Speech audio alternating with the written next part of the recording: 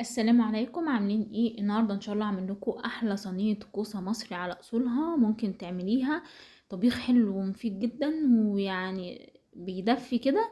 هعملها لكم بطريقه سهله جدا وبسيطه، واعمل لكم معاها رز مفلفل وشوربه كمان لسان العصفور. يلا نشوف احنا هنعمل ايه مع بعض. ولو عجبك الفيديو ما تنسيش تعملي لايك الفيديو واشتراك للقناه وتفعلي زر الجرس عشان يوصلك كل جديد. يلا نشوف احنا هنعمل ايه.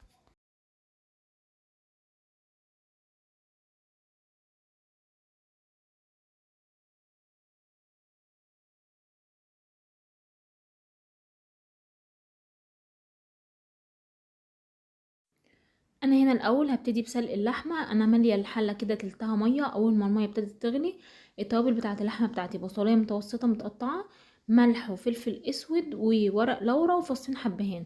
والملح ما تزوديش فيه لان كل ما الشوربه بتغلي كل ما هتحدق معاكي. بعد كده هنزل باللحمه بتاعتي. انا اللحمه دي ازيد من نص كيلو، انا ما باخدش بالوزن. انا بقسم بالقطع كده.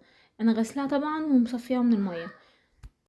هنزل بقى باللحمه بتاعتي في الميه. اول ما تبتدي الشوربه بتاعتي تغلي هوطي عليها النار واسيبها تستوي. انا عملت طبعا كده لان اللحمه بتاخد سوا، فلو حطيتها مع الكوسه هتتهري وفي نفس الوقت هي ما تكونش استوت. هنا بقى هبتدي ان اجهز للكوسه بتاعتي.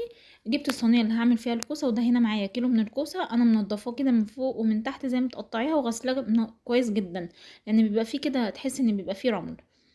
هبتدي بقى ان اقطع الكوسه بالطريقه دي كده لحد ما اخلصها كل الكميه بتاعتي كلها. وتقطعيها قطع متوسطه، بلاش رفيعه قوي عشان ما تتهريش معاكي ولا تخينه قوي. كده كده اللحمه ما توصل لتلات ارباع تسويه هكمل سواها مع الكوسه. ده كده كميه الكوسه بتاعتي بعد ما خلصتها. بعد كده هجيب بصلايه متوسطه، هقطعها شرايح بالطريقه دي كده. عايزه اقولك ان الكوسه مفيده جدا جدا في اكلها. ويعني الاطفال لو كلتها بيبقى دي صحيه جدا ليهم. هنا هبتدي بقى ان اعمل البصل كده حلقات بالطريقه دي، هفككه من بعضه. وبعد كده هستخدم التوابل بتاعتي. هحط نص معلقه صغيره من الملح، نص معلقه صغيره من فلفل اسود، ونص معلقه صغيره من السبع بهارات. هقلبهم مع بعض كده وهديهم هحطهم كلهم على الكوسه. وراعي الملح انك حطيتي حبه ملح في الشوربه. وفي الاخر انا بظبط حدوقيه الشوربه. وهنا برضو حطيت ربع معلقه صغيره كده من الملح. هقلبهم مع بعض كده، الكوسه مع البصل بالتوابل بتاعتي. بعد كده انا معايا هنا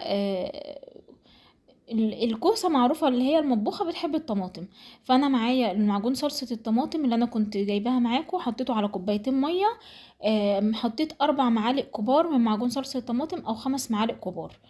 وبعد كده حطيت هنا الشوربه. اللحمه هنا كانت وصلت لتلات ارباع سوا، فهي يا دوبك هتاخد سوا الكوسه هتبقى استوت معايا. هحط اللحمه كده على الوش بالطريقه دي، بس انا وانا بسويها هنزلها لتحت عشان تستوي معايا خالص، لان الكوسه كده كده بتستوي على طول. والشوربه هو بصي لازم تخلي السوائل مغطيه الكوسه، لان كده كده هي هتستوي فالسوائل كلها هتقل معاكي زي ما هتشوفي معايا. فكوبايتين ونص ميه على كوبايتين ونص كده من الشوربه. واحط بقى معلقه سمنه بلدي كده حلوه كبيره على الكوسه بتاعتي. هنا بقى اختياريه تدخليها الفرن يا اما تعمليها على البوتاجاز. فانا حطيتها على البوتاجاز من فوق استوت، وبعد كده رحت مكملاها بقى تحت الشوايه في الفرن. هنا خدت الصينيه بتاعتي وهحطها على البوتاجاز. عايزه تحطيها في الفرن على طول زي ما تحبي. هنا بقى جهز كده حبه شوربه لسان عصفور حلوين. دي اللي هي لسان العصفور الحروف. ده انا اخر مره اكلته كان وانا صغيره، لقيته قدامي فحبيت ان اجيبه كده. حلو جدا. تاخدي بقى معلقه سمنه كبيره وتحمري فيها لسان العصفور بتاعي لحد ما ياخد اللون اللي هو العسلي زي ما هتشوفوا معايا بالطريقه دي كده. بعد كده بقى معايا حوالي كوبايتين من الشوربه. زودتهم حبة مية تانيين وغليتهم. وتحطي عليهم نص مكعب مرقة دجاج وحطيت عليهم لسان العصفور. هحطهم على نار متوسطة لحد ما يستوي معايا كده نص سوا، وتسيبيه وتقفلي عليه النار.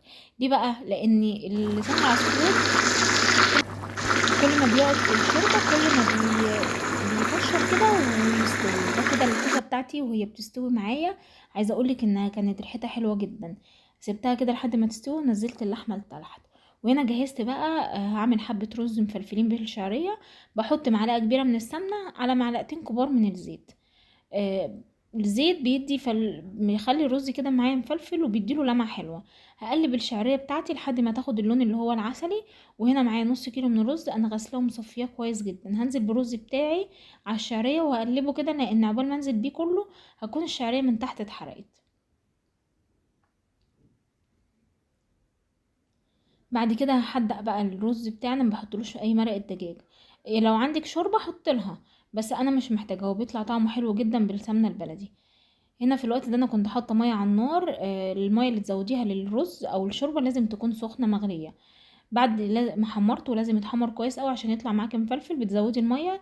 بيبقى مغطيه رز كده 2 سنتي من فوق، وتوطي عليه النار وتسيبيه يستوي زي الشمعة، بيطلع معاكي مفلفل بالطريقه دي. واول ما يستوي تقفلي عليه النار، ما تعريش عليه الغطا. سيبي الحله متغطيه لمده دقيقه، وبعد كده شيلي الغطا بتاع الحله واعملي الرز كده، هتلاقيه مفلفل وجميل جدا معاكي. ودي الكوسه بتاعتي بعد ما خلصتها. اول ما استوت دخلتها على الشوايه كده لمده 10 دقايق، اتحمرت كده وخدت التحميره والتشويحه الحلوه دي من فوق. احلى صينيه كوسه ممكن تعمليها، واحلى رز مفلفل مع الشوربه. غدا صحي جدا ومفيد. هنا بتحطي الرز كده مع اللحمه والكوسه. اتمنى يكون الفيديو عجبكم. لو اول مره تشوفوني وعجبك الفيديو، ما تنسيش تعملي لايك للفيديو واشتراك للقناه وتفعلي زر الجرس عشان يوصلكوا كل جديد. سلام.